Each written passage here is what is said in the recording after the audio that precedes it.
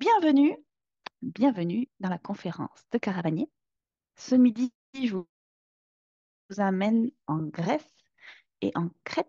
Je fais une petite différence, je vous expliquerai plus loin pourquoi. Voilà. Pour ceux qui ne connaissent pas Caravanier, je voulais juste, je vous en parle plus tard.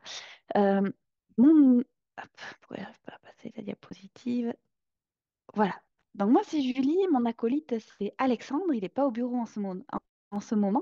Moi, je suis en charge de tous les voyages en Europe, toute la logistique des voyages en Europe pour Caravanier. Ça doit faire 14 ans, en tout cas depuis 2010 que je suis dans l'équipe.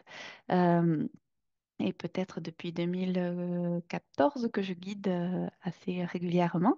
Alexandre, c'est lui, il est en charge d'inscrire le bon voyageur, bien préparé sur le bon voyage. Donc, c'est lui qui fait tout le suivi avec vous quand vous vous inscrivez.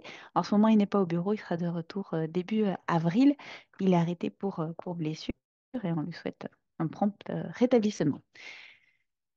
Donc, quand il n'est pas là, vous me parlez, puis quand je suis pas là, vous lui parlez. C'est un petit peu ça, l'organisation. Caravanier, c'est une petite équipe. Ça a été fondé par Richard et Suzanne en 1998. Donc, si vous comptez bien, on est dans notre 26e année, ça commence à faire. On est une petite équipe, essentiellement, peut-être on est 8-10 et encore, ouais, peut-être 8 au bureau. La plupart des gens à qui vous parlez au bureau guident aussi sur le terrain. Et puis, on est peut-être une petite dizaine et encore de guides aussi sur le terrain. Et en fait, on est juste assez gros pour avoir du fun dans le sens où on a des voyages qui partent régulièrement. On a une grande variété de voyages. Mais on n'est pas trop gros pour que ça reste quand même très personnalisé. Enfin, on se connaît tous. Puis, on peut avoir parfois des logistiques un peu plus complexes que des grandes agences ne pourraient pas se permettre. Donc nous, autant dire qu'on a du fun dans notre travail. Euh, Caravanier, nous, on aimerait que vous nous choisissiez, euh, bien sûr, parce qu'on fait de beaux voyages, qu'on les fait bien, puis en plus on est sympathique, parce qu'on mange bien, on dort bien sur nos voyages en tout temps, mais aussi pour nos valeurs. Alors, je ne ferai pas plus qu'une minute là-dessus ce midi, mais je vous encourage en fait à vous renseigner. Depuis plus de 15 ans, nous avons obligé la compensation du gaz à effet, enfin, de l'émission de gaz à effet de serre induite par le transport aérien via l'organisme planétaire. Donc, ça fait partie du prix que vous payez quand vous achetez votre voyage. Il y a une compensation qui est déjà incluse là-dedans. Et ça fait donc fort longtemps qu'on remet donc ces crédits carbone. On est membre on est membre du mouvement 1% pour la planète. On en est très très fiers. Je vous invite aussi à vous renseigner sur ce mouvement-là. Et puis Richard, donc le fondateur de Caravanier, est à l'origine euh, du mouvement 1% pour la planète Québec, qui est soutenu par l'AEQ, Aventure Écotourisme Québec, et qui est assez novateur. Donc toujours pareil, essayer de faire les choses bien. Et puis, bien sûr, sur nos voyages, on applique les principes du Centras, évidemment. On a d'autres mesures que l'on fait.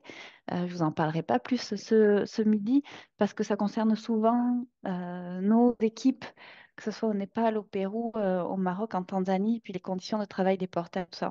Tout un fait là-dessus. On réfléchit encore activement sur comment s'améliorer.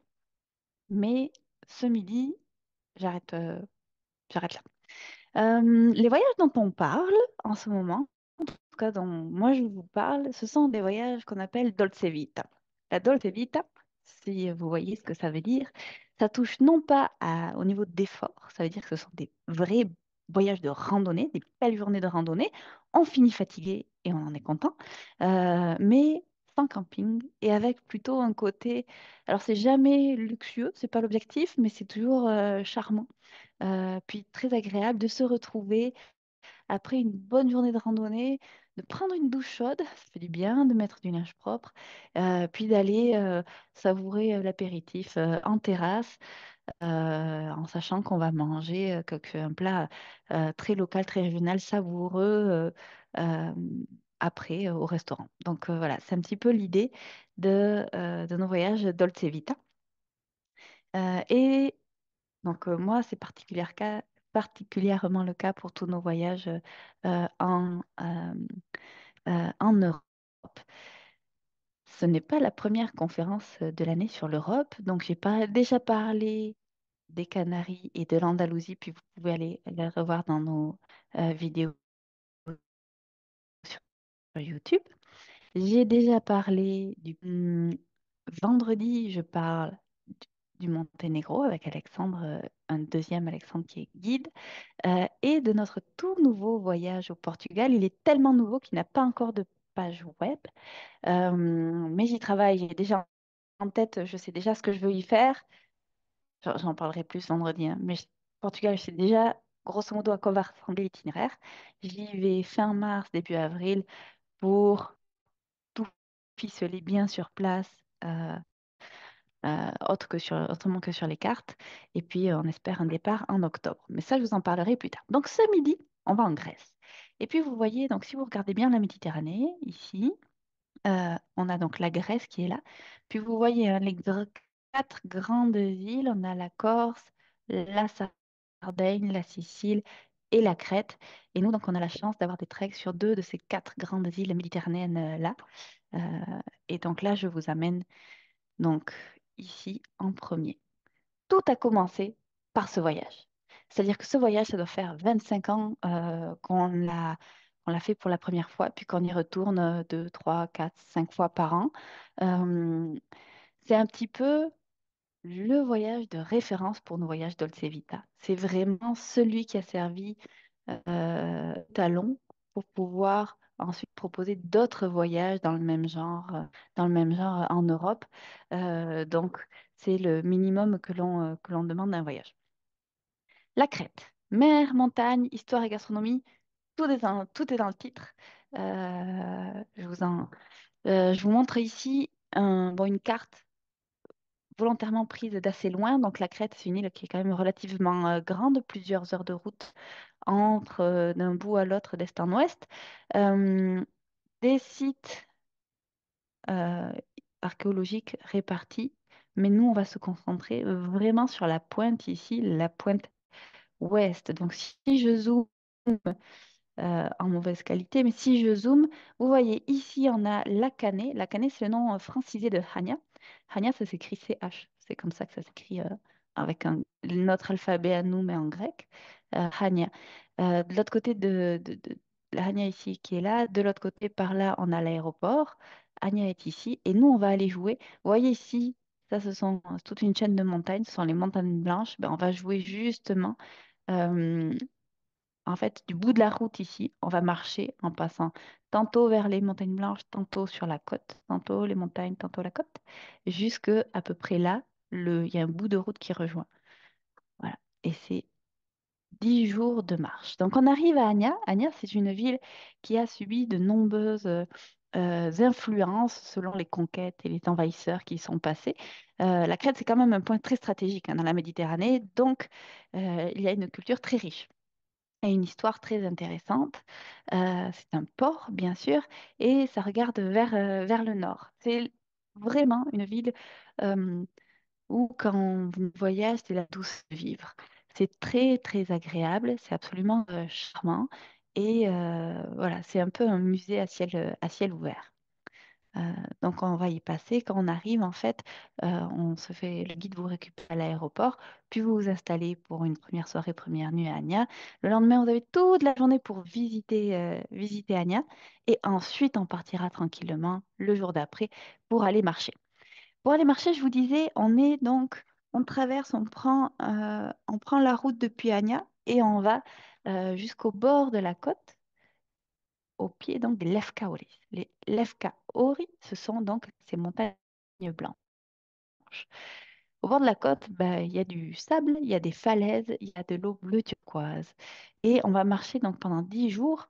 euh, une partie sur le sentier, c'est un sentier européen E4 qu'on retrouve jusqu'en Andalousie, donc qui traverse toute une grande partie des îles de Méditerranée, puis d'autres sentiers locaux. Et c'était vraiment les sentiers qui sont utilisés pour rejoindre les villages depuis la nuit des temps, si j'ose dire.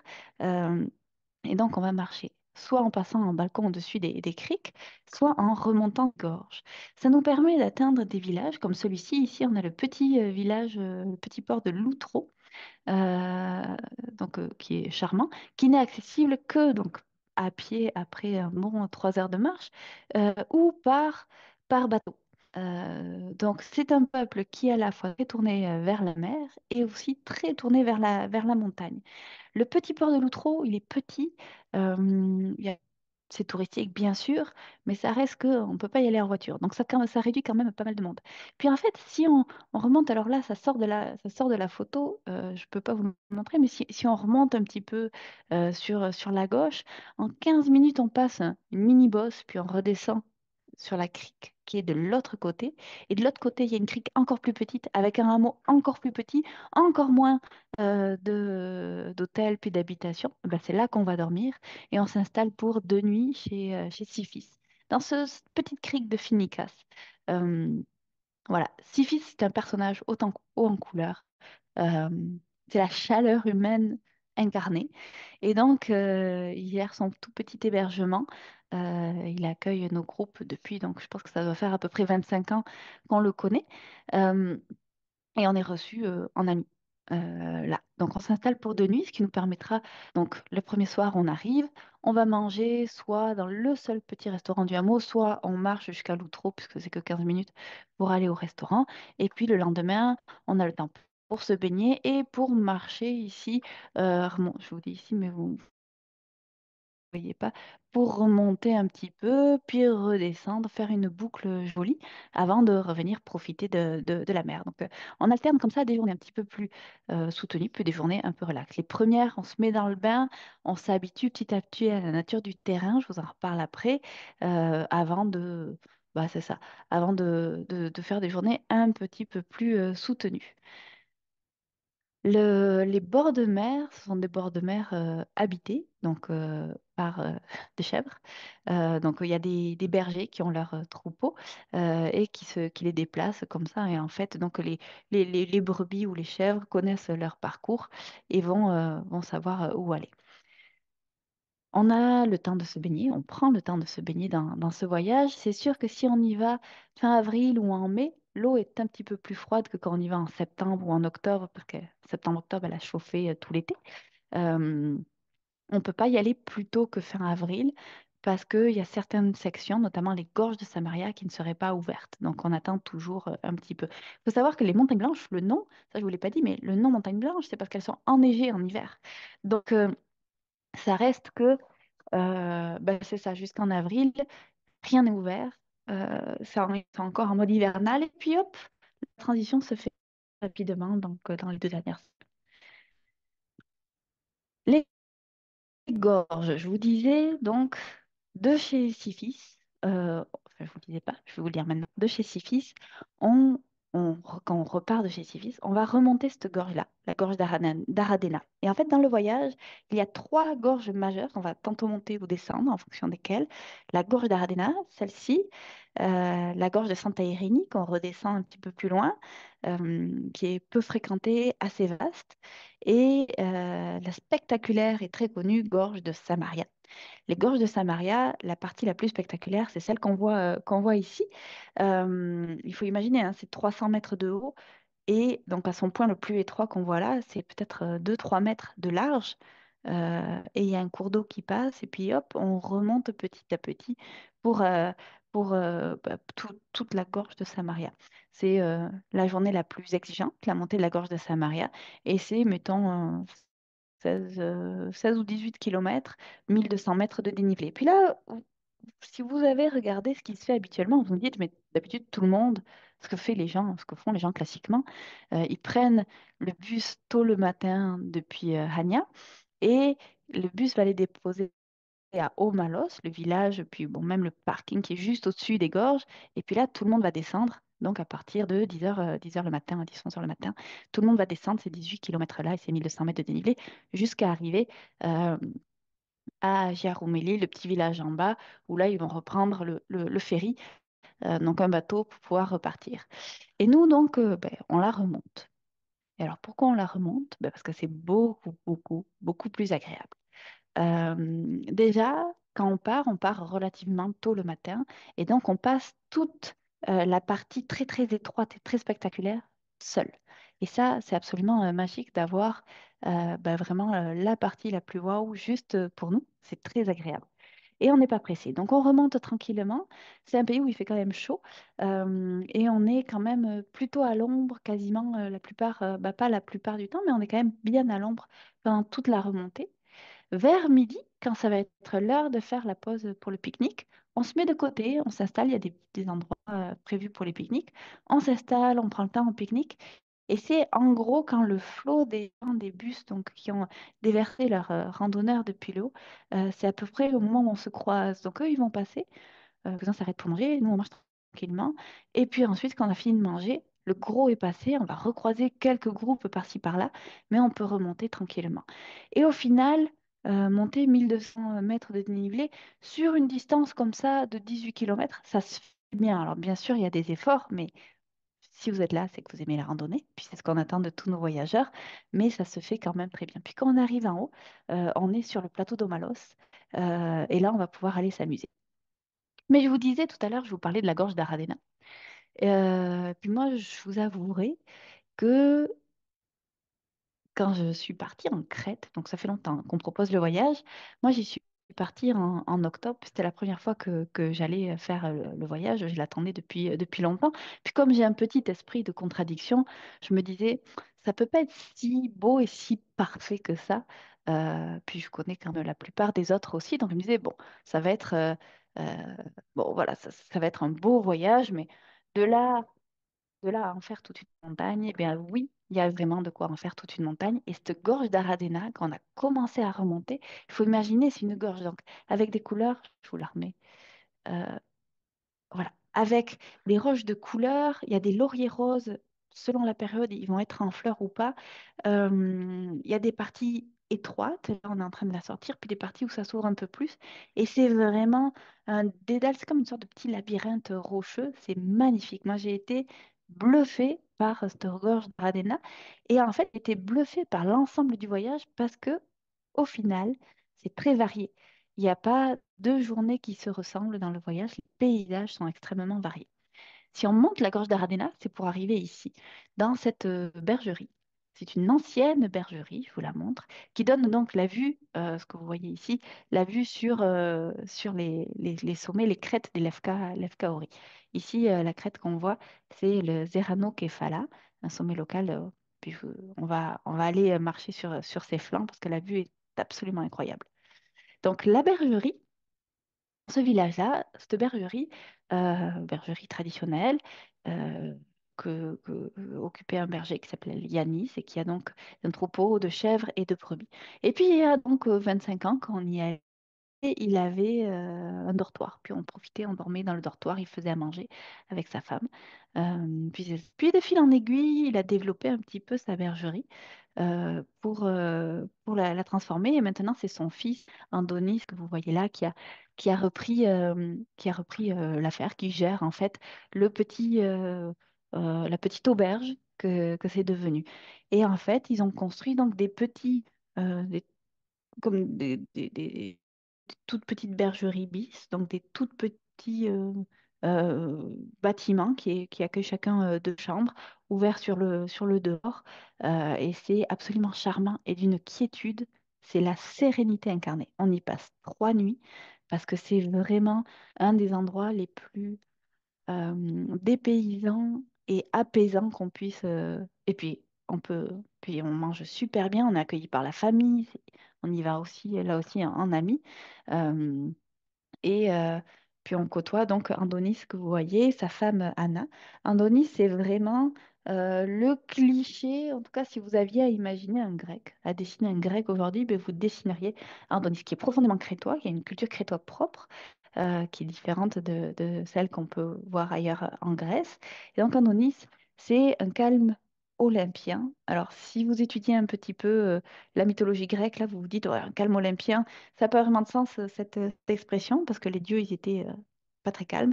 Mais ça reste que lui, Andonis, c'est un calme olympien, une force tranquille qui émane de lui et une gentillesse profonde. Et donc, tous nos voyageurs, ben voilà, l'air de rien, discrètement, il prend soin de nos groupes. C'est un vrai bonheur d'aller sur place. Euh, donc, on reste à la bergerie 3 nuits, ce qui nous donne le temps de faire 2 randonnées dans ces paysages-là. Donc, les Lèvres Kaori, ici le Zerano Kefala, puis le jour d'après, on va aller marcher vers le Papa Kefala. Et là, vous voyez bien, ce sont des paysages quand même assez spectaculaires et différents. Voilà. Donc, on est un petit peu plus loin de ces paysages de bord de mer. Et, c'est encore différent de ce qu'on voit quand on est dans les gorges. Donc, voilà. Donc, vous voyez bien, ensuite, on redescend sur la côte après ces 3 jours-là et on retrouve la mer. Euh, on va donc ensuite, je vous passe l'itinéraire jour par jour. C'est pas ça que j'ai envie de vous raconter aujourd'hui, c'est vraiment l'ambiance du voyage. Quand on redescend de la bergerie, on en profite pour pique-niquer au bord de la plage, pour se baigner si la météo le permet, puis on va rentrer comme ça à l'hébergement d'après, qui est celui juste avant de remonter la fameuse gorge de Samaria dont je vous parlais tout à l'heure. Voilà. Un point sur le niveau. Le niveau, si vous avez l'habitude de faire de la randonnée et que vous êtes capable de marcher 5, 6 heures par jour, puis de recommencer le lendemain, vous avez le niveau qu'il faut. La difficulté principale de ce voyage, c'est la roche. Donc là, vous la voyez ici, la roche, il y a souvent des sentiers qui sont rocailleux comme ça, qui rendent la marche un peu moins bien aisée. Ça fait partie de la crête, et donc il faut être quand même relativement habile. Ça peut être un bon premier voyage de trek si vous êtes en bonne forme. Euh, et c'est souvent en fait la rentrée chez Caravanier pour plus de voyages par la suite. C'est comme je vous donne la piqûre celui-ci. Voilà. Mais donc vous le savez, il y a de la roche. Il faut être un peu habitué à manier ses bâtons de marche, puis à bien poser ses bottines. Rien d'insurmontable. On peut sauter, on peut prendre congé certaines journées parce qu'on dort 2 à 3 nuits à chaque endroit, donc ça permet de prendre une journée off. Il y aura des moments de baignade, ce qui est très agréable. Quand il fait très chaud, par exemple début septembre, c'est toujours un petit peu plus chaud. Ben, dans ces cas-là, le guide il s'arrange pour vous donner le temps de faire la sieste dans vos horaires les plus chaudes, quitte à marcher un petit peu plus tôt le matin, puis un petit peu plus tard le soir. Ça permet de se baigner, ça permet bon, voilà, de s'adapter en fait au rythme de vie local imposé par la nature. Un mot sur la nourriture, on mange très très bien en Crète, très équilibré. Alors, vous voyez, j'ai mis une photo avec un bon morceau de poulpe qui a l'air succulent.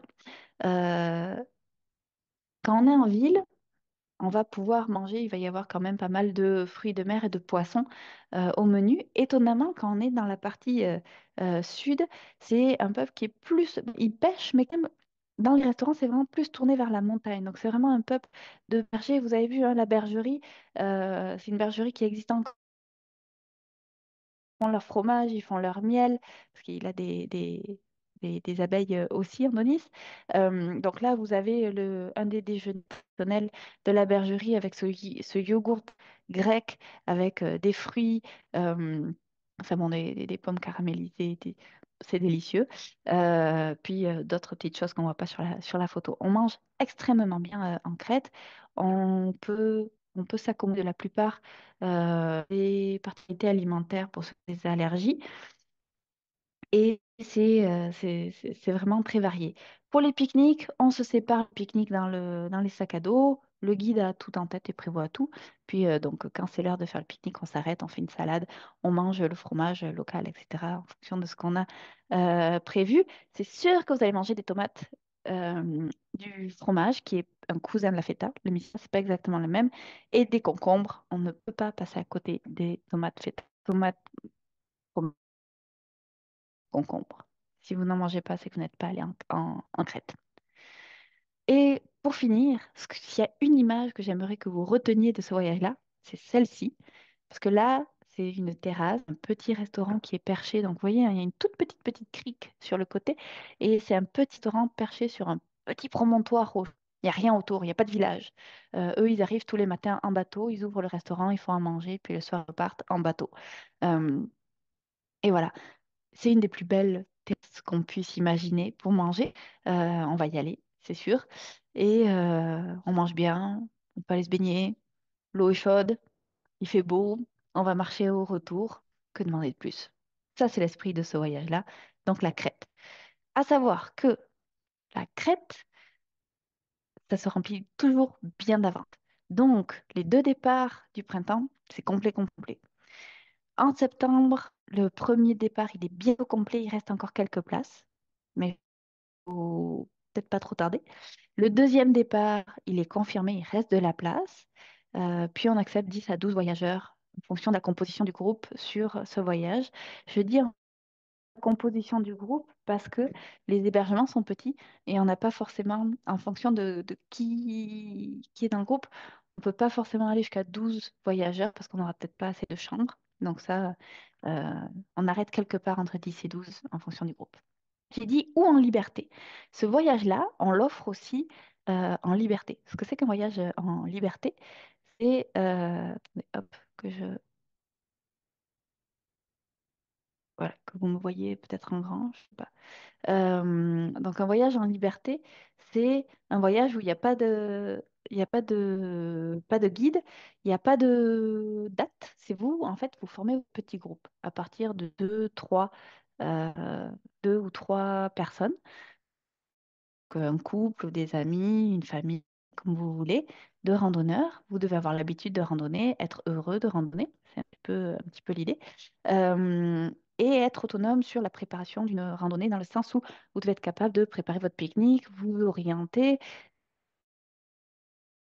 euh, chez les secours en cas d'urgence. Vous partez, vous allez porter vos bagages à tel endroit, ils vont être pris en charge de telle manière. Puis à la troisième maison, vous prenez à droite, vous passez, vous suivez tel marquage. N'oubliez pas de prendre votre pique-nique à l'épicerie qui est dans le coin. Puis, quand vous venez, on vous suggère ce restaurant ou celui-ci ou celui-là qui sont validés par nos guides et l'hébergement est réservé. Puis, bien sûr, si vous n'arrivez pas, le quelqu'un qui s'inquiète et qui déclenche les secours. Euh, Ça n'est jamais arrivé. Donc, ça, c'est un voyage en liberté. Ça va dépendre, donc on l'organise pour vous. L'itinéraire est grosso modo le même que celui qu'on propose ici sur notre groupe, un tout petit peu court. Et en fait, ben, c'est ça. Vous m'appelez en disant, nous, on est 2, 4, 8, je sais pas, ça dépend. On veut à telle date. Là, je vérifie grosso modo si on a des chambres, suffisamment de chambres pour vous à ces dates. Puis si oui, ben là, c'est go. Vous pouvez y aller, puis on vous remet tous les documents, la carte tracée, tout ça, avant le départ. Ça, c'était pour la Crète. Et maintenant, on repart ailleurs. Hop, mes petites étoiles sont en train de monter. La Crète, c'était vraiment l'île de Méditerranée en plein. Et là, maintenant, on va complètement au nord de la Grèce. Et il faut penser que c'est quasiment un pays différent. On part donc dans notre voyage, Grèce, au-delà des montagnes. Si vous avez des questions, n'hésitez pas à les mettre. Pour l'instant, il n'y en a pas, mais n'hésitez pas. Donc, Grèce, au-delà des montagnes. Pourquoi ce titre-là? Je vous l'explique un peu plus tard. Mais là, d'abord, en trois étapes de voyage. Vous avez vu, donc on avait la Crète ici, Athènes. Là, Euh, là, donc vous volez, comme toujours, c'est un vol de nuit à l'aller pour aller en Europe, ça c'est pareil partout. Et ensuite, la guide vous récupère ici à l'aéroport et vous amène, pom, pom, pom. Première étape, les météores. Je vous montre après à quoi ça ressemble. Deuxième étape, notre trek dans le massif de Pende. Ici, ça fait partie de la zone de la région qui s'appelle les Pyres. Et ensuite, on va non pas se la couler douce, mais se la marcher douce sur l'île de Corfou. Première étape, les météores.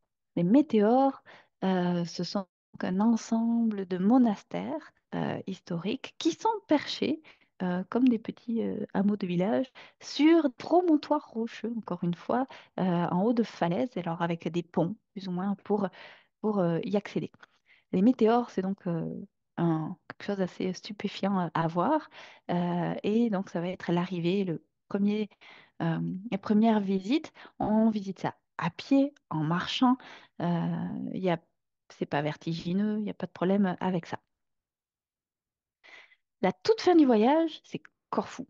Corfou, donc, c'est une île qui est, si je remets un petit peu en arrière, si je remets la carte générale, vous avez vu, là, on est vraiment rendu à la frontière avec l'Albanie. Corfou, c'est l'île la plus au nord-ouest. Euh, Vous avez vu, hein, enfin bref, je ne sais pas si vous voyez ma souris quand je fais ça, mais on est vraiment presque rendu en Albanie. C'est une culture différente. Corfou, ça va encore, mais alors une fois qu'on passe dans le massif de Pend, là, on change d'état d'esprit. Donc Corfou, c'est une île qui est quand même relativement grande. Nous, on s'est concentré sur la partie qui nous paraissait la plus intéressante, la partie la plus montagneuse. C'est vraiment le nord de l'île. Puis, on prend le temps de profiter de la plage. Et puis, nos randonnées sont tout petit peu plus faciles que celles qu'on voit dans le trek dont je ne vous ai pas encore parlé, et permettent d'aller voir d'anciens forts byzantins et de découvrir un petit peu l'histoire de la région. Bien sûr, on va voir la vieille ville aussi, les plages. Donc, ça, c'est la petite récompense, mettons Corfou toujours à pied, toujours en marchant. Et c'est la récompense après le trek. Donc, notre trek, c'est 6 jours de marche et il est donc encadré par ces premières journées dans les massifs, enfin dans les météores, pardon, et ensuite la récompense sur l'île de Corfou pour, euh, bah, pour relaxer un petit peu. Et s'en vient le trek. 6 jours de marche dans ce massif de plaines. J'ai une question. Voyons voir. Euh, ok, Stéphane, je réponds un petit peu après à votre question à la fin. Voilà.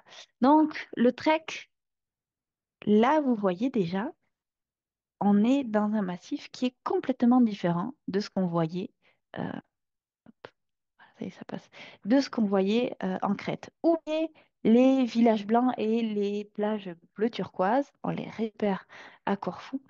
Euh, mais ici, on est dans des constructions tout en pierre qui sont encore historiques.